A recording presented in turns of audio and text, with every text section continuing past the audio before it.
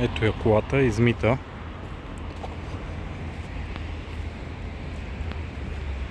Задната броня стърчи малко тук, взел съм нова скоба.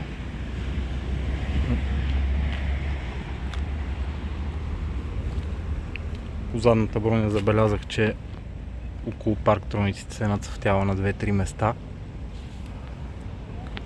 Забележките по тавана, които казах, ето тук има малко, не знам дали си личи, и ето тук има малко натиснато. Като цяло, освен дребни дръскотини, е в добро състояние. Фаровете са с фолио отвън. Ето тук малко ме зажулиха. Дребна работа.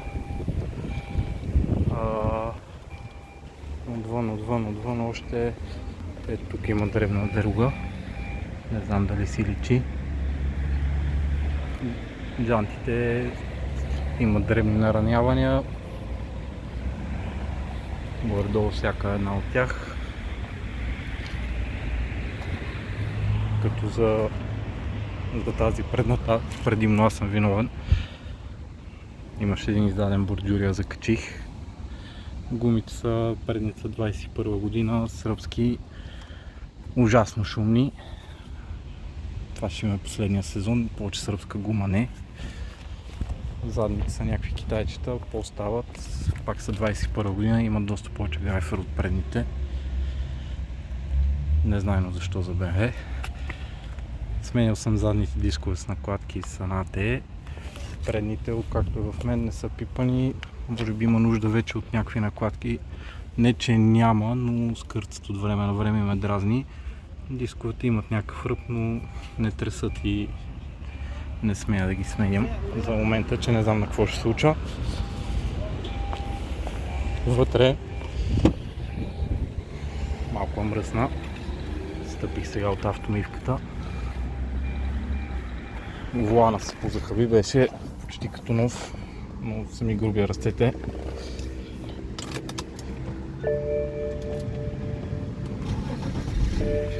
Работи си.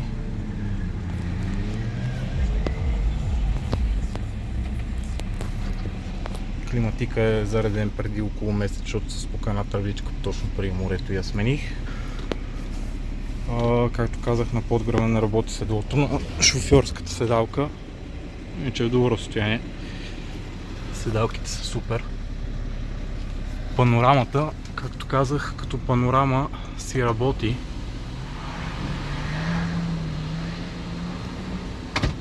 Няма проблем. Изцяло. Във всички позиции. Скоро не съм я смазвам. Може би ще е добра идея. Да се смаже. Да. Определено ще е добра идея да се смаже. За първото хубаво това, което е висовисто отпред, че си окей. Така. И това за тапицерите, които казах, предната седи, но няма тапицерията, задната я няма.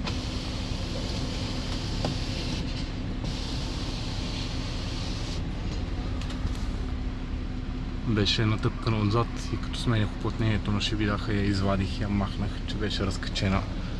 Общо взето се карам винаги прибрана и освен, че дрънка ужасно много и ме дразни.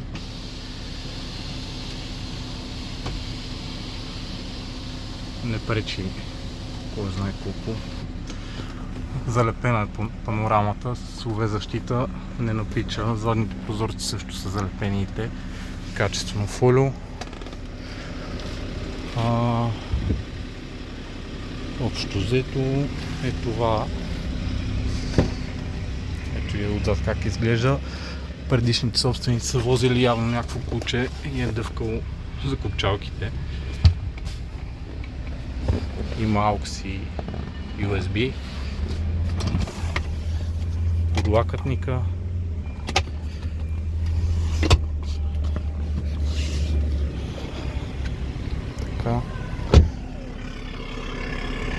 багажника си работи, инсталацията му е правена. Няма никакви проблеми. Шторът си е тук, си е окей. Общо взето долу има една камара места за съхранение на боклуци. Почти пълно е.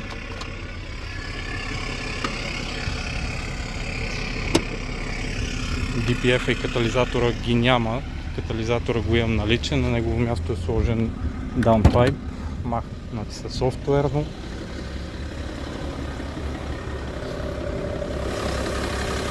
Двигателя работи добре. Даже напая зимки тук. Маслото е сменено на 228 000 април месец. Ето тук тече на този остатък вакуум помпата.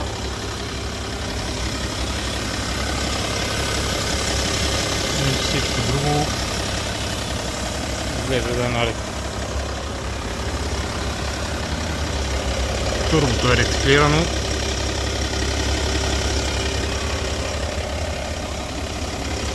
Филтъра на картерните газове е сменен с оригинален такъв. Тампоните на мотора са оригинални. Термостатите, свещите и релето за свещите са автормаркет на хубаво качество. Беру, Бер и така нататък. Чистачките сравнително нови не мажат. Има асистент за дългите, който работи.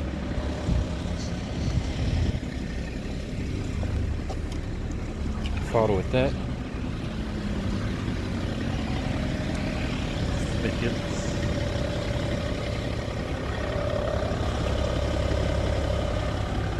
Кружките са OSRAM плюс 200%. Общо взето е това. Работят си абсолютно всички неща по седалките с памет, само ще трябва да затворя на вратата, надуване. Има такива къп холдери, защото оригинално няма. Е малко кофти. Навигация, има диск навигация, а понеже съм с другия ключ и в момента не я пуска. Таван е мръсен, даже тук леко е започнал джегите да провисва. Стъкла, всичко си работи.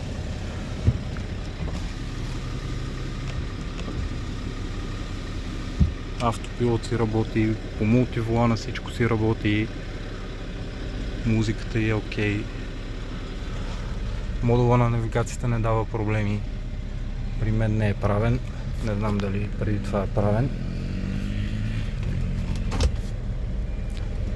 И нещо, което забравих да кажа, ръчната се скъса някакво жило, предполагам, при едно дърпане и пускане.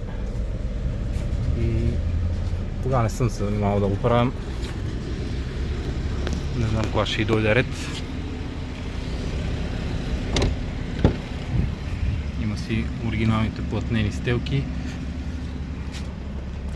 Има и гумени в багажника.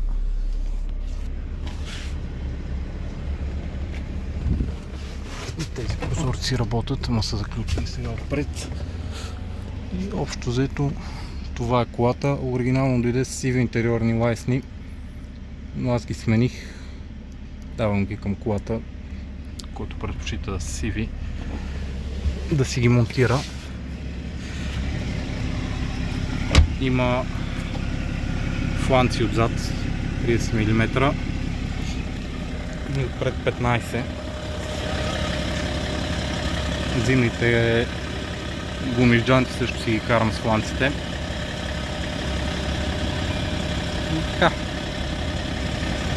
Това е общо взето. Колата не е лоша. Гледал съм си я, поддържал съм си я. Надявам се да случи на собственик, който ще прави същото. Така съм я измил, че общо взето не казва и на никой.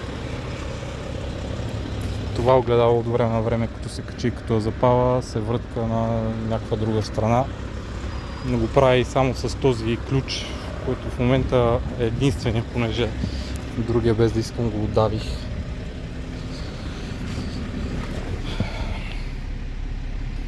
Има някакви фактурки, тук съм си пазил за разни работи, дето съм купувал, не са всичките.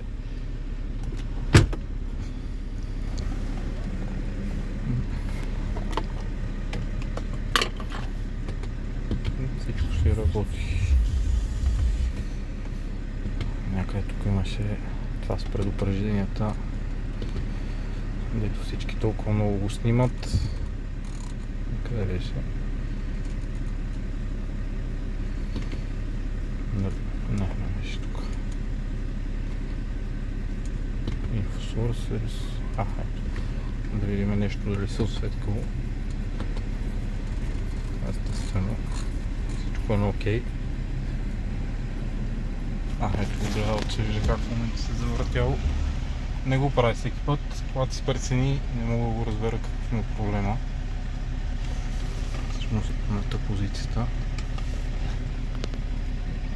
Така, парктроника си работи.